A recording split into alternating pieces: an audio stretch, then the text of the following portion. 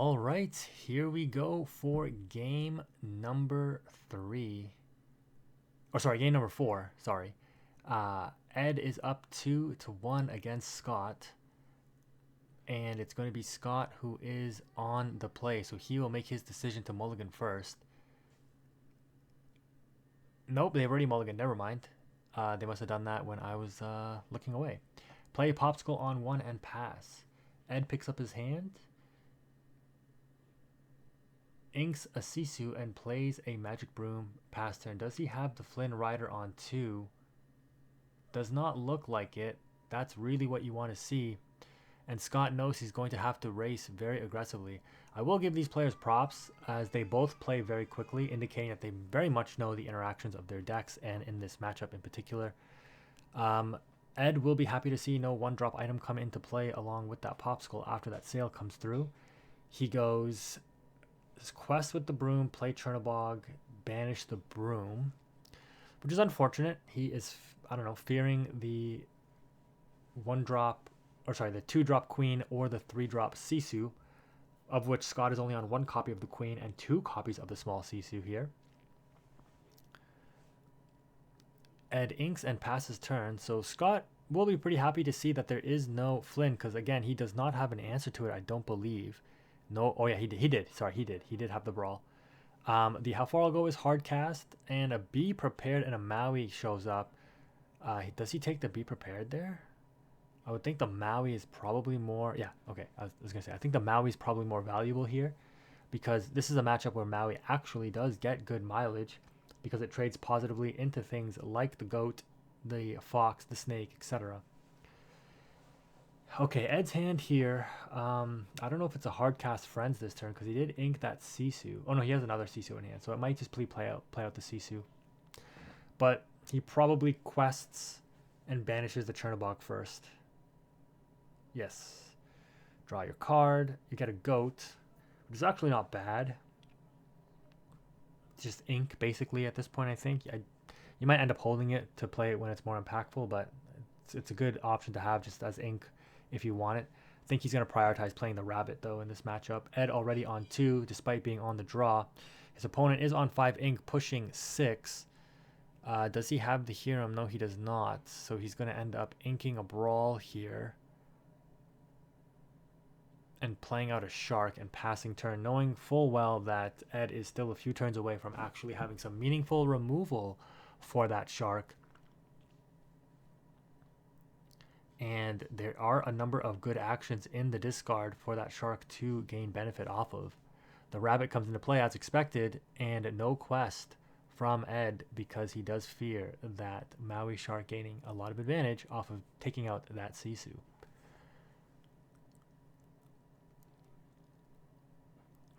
Here we are going to see a how far I'll go that is going to be saying he still gets a lore off of the shark, and he gets a big Sisu and a visions. That's tough. I guess you take the visions here. Yep. Play the visions. Get another lore going up to 2 off shark. I can't see all those cards. There's the 3rd big Sisu. He got rid of 1 already off of his scrying. I don't know if you take ice block here to get value off of.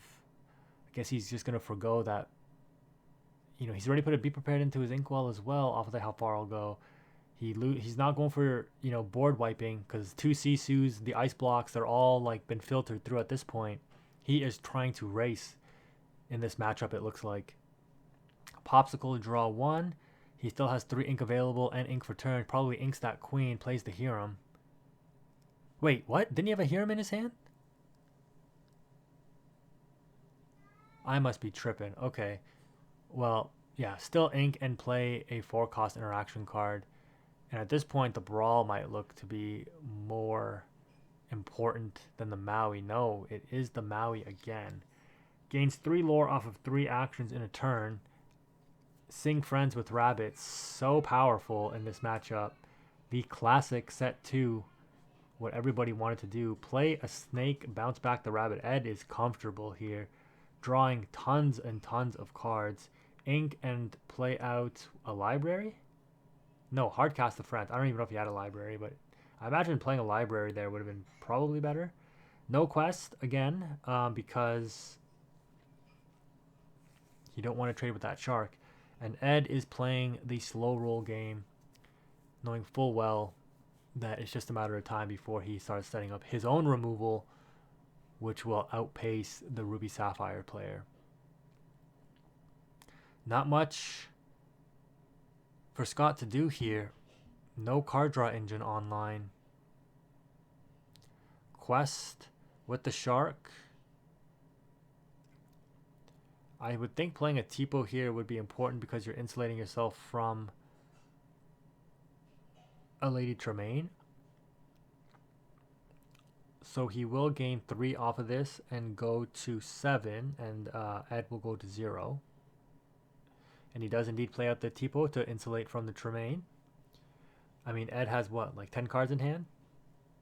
Ed doesn't even care. He's like, I'm just gonna continue to play rabbits and snakes and draw, and that's how you win this match. So yep, it's pretty good. I don't know why it still has player 1. Oh, they didn't update the lore. Yeah, so Ed should be on 0 and Scott should be on 7. Finally, we see the Hiram come through, and once again Scott knows that as soon as he plays that Hiram in the following turn, it will get banished, if not by targeted removal, by what is likely going to be a Be Prepared, because you know Ed doesn't even care about this board at this point. He will gladly be prepared a board if he doesn't have the direct removal for the hero, which again is unlikely given how many cards he has in his hand. He will just have the brawl for it, which he does. He still might be prepared though to deal with the shark, but he definitely knows to keep. He definitely knows in this matchup, like it goes back to set 2 when everyone thought Ruby Sapphire was so broken, right? Off Zeph's video. I mean, and it is a very powerful deck, obviously, but it just goes back to you keep them off of the hero. You just deal with the hero when it comes in, and they just run out of gas very quickly. And I've talked about this problem over and over and over again with Ruby Sapphire. A very powerful deck, but doesn't do anything if it runs out of cards very quickly. And it does get outgrinded by a lot of the Amethyst decks still. So I don't know why people complain about this deck so much. Like Ruby Sapphire, yes, it's a powerful deck, as it should be. And as expected, right, if it wasn't the targeted removal, it is the Be Prepared. Ed does not care about this board because he knows he's in full control. He just needs to put his opponent on, keep you off of resources, outgrind your resources, force you to commit, and wipe boards. Save the Tremaine and the Brawls for more meaningful interactions later on. The Grammatella comes in, and by clearing that shark, Ed is now more free to quest.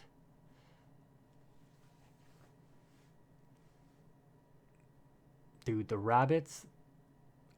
And y'all think Genie is better than Rabbit? Come on. Come on, guys.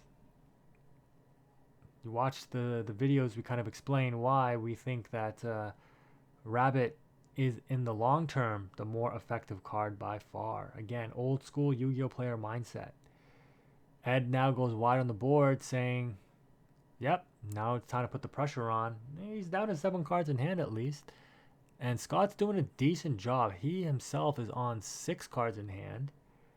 The difference is Ed has a rabbit and a Diablo, which will put him to 9 cards in hand. And if the rabbit lives, it will continue to be cycled. So I don't even know if hard casting the big Sisu here is going to be the right play. Because remember, you already went through 2 of your other big Sisus. So your meaningful interactions are very limited here on removal. Yeah, he's going to play Visions first. He still has the option to big Sisu, but I don't think he really wants to. There's another big Sisu that he's going to end up having to put to the bottom, as well as a Popsicle, which hurts. He does take the Dragon,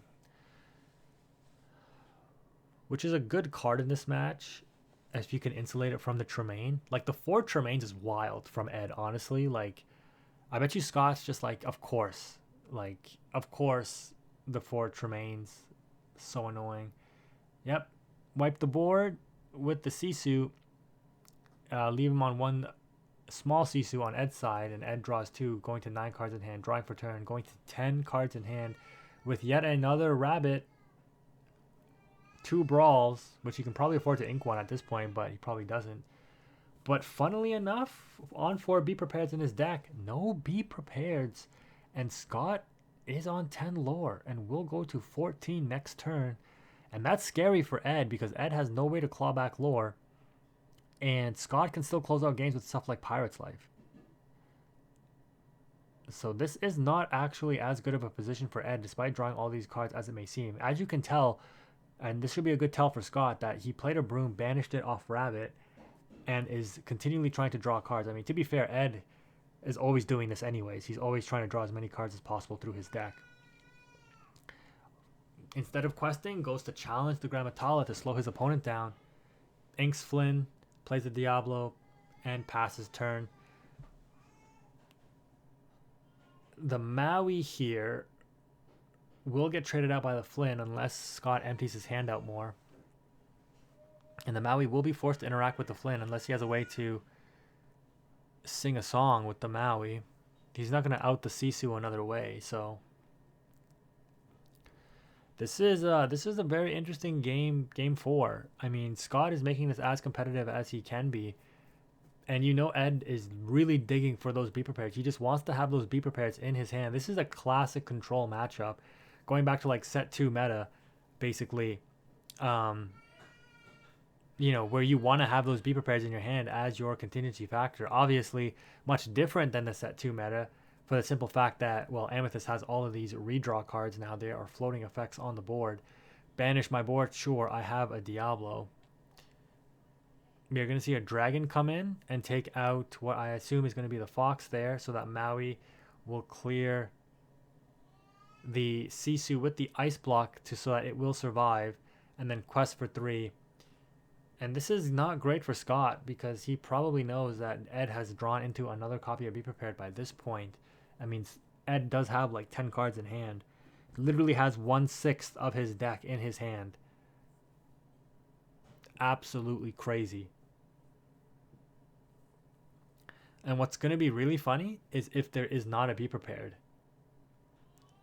A Crab comes in boosting up the Diablo, and it's not big enough to take out the Sisu, and Scott is very happy to see that, but Ed still has enough to ink and play a Be Prepared if he drew one off of that Diablo, but he has not, it looks like, because he definitely would have played that with the quickness, but he is still on very good removal in the form of the Tremaine, inking another Flynn Rider, playing a Chernobog, and passing turn. Scott, happy to see this Sisu live another turn, going to 16, which will allow him to potentially close out the game with Pirate's Lives if he can find them.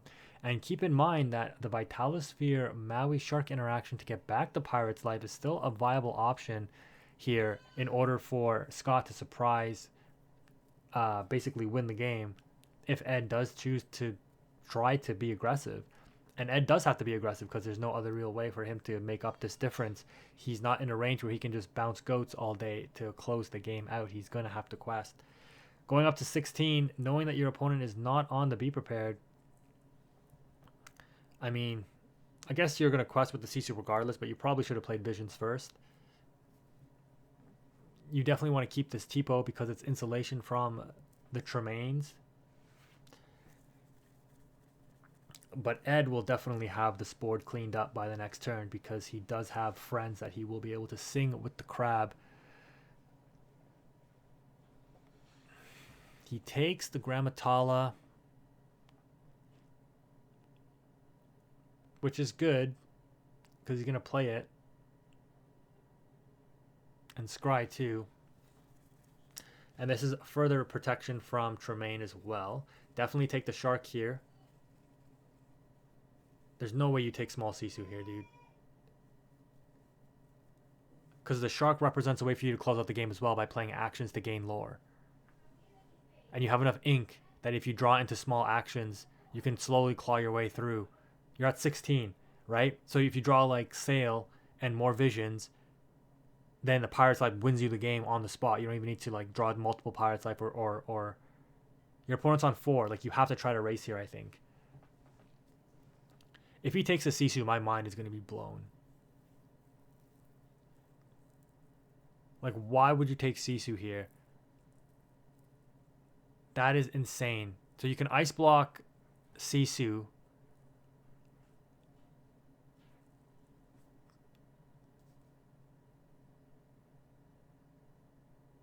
My mind is blown here.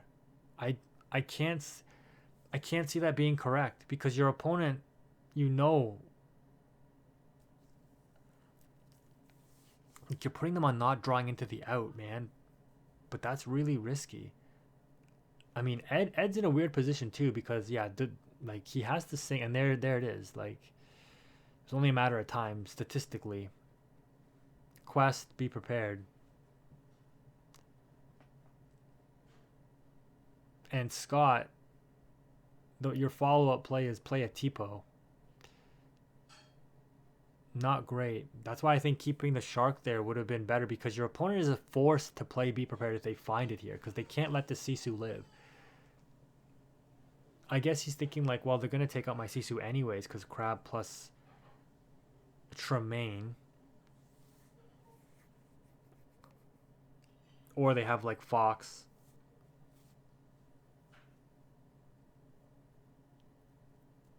So regardless, you think that the Sisu is not living this turn. But that's why I think like following up with Shark Tipo for insulation from Tremaine again is nice. The issue with Chiu is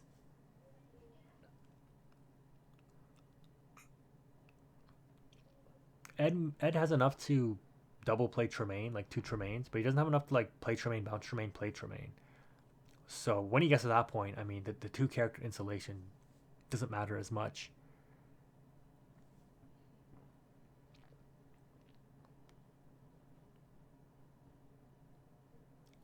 Ed playing Rabbit here and not be prepared. What is he trying to do?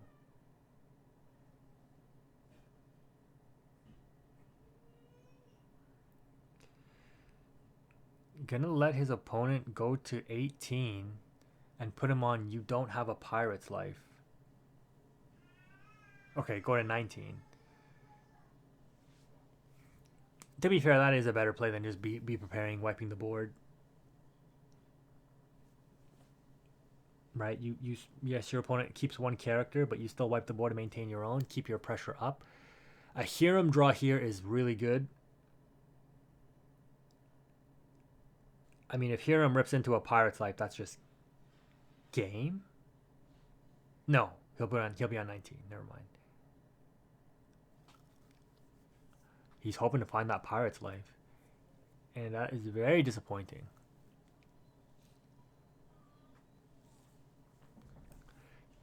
And as Scott, you know that your opponent is on be prepared by now. You know that.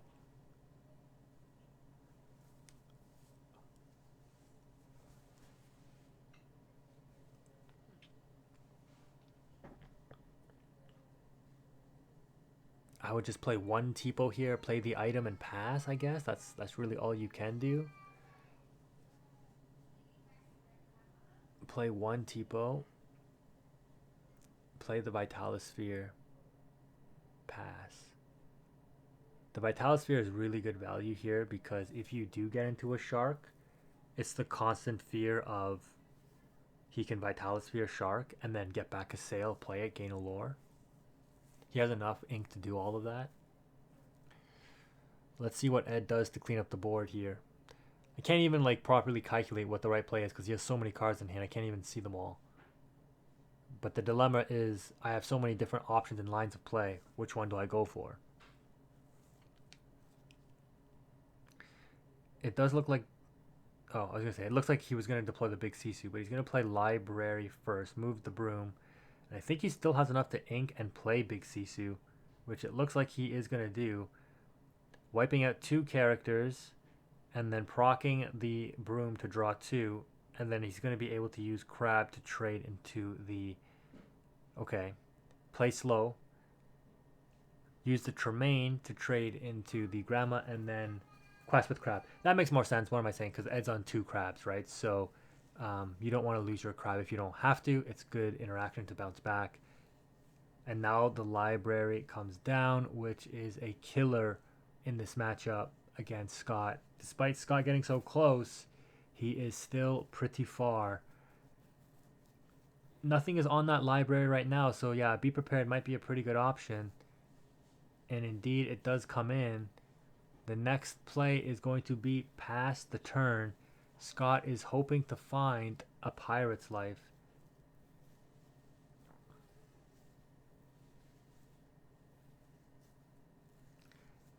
He's hoping to find Shark into Pirate's Life, actually. His only debatable play is, do I play this Tipo or not? And he opts to not play it. Ed gains a lore off the library and goes to 8.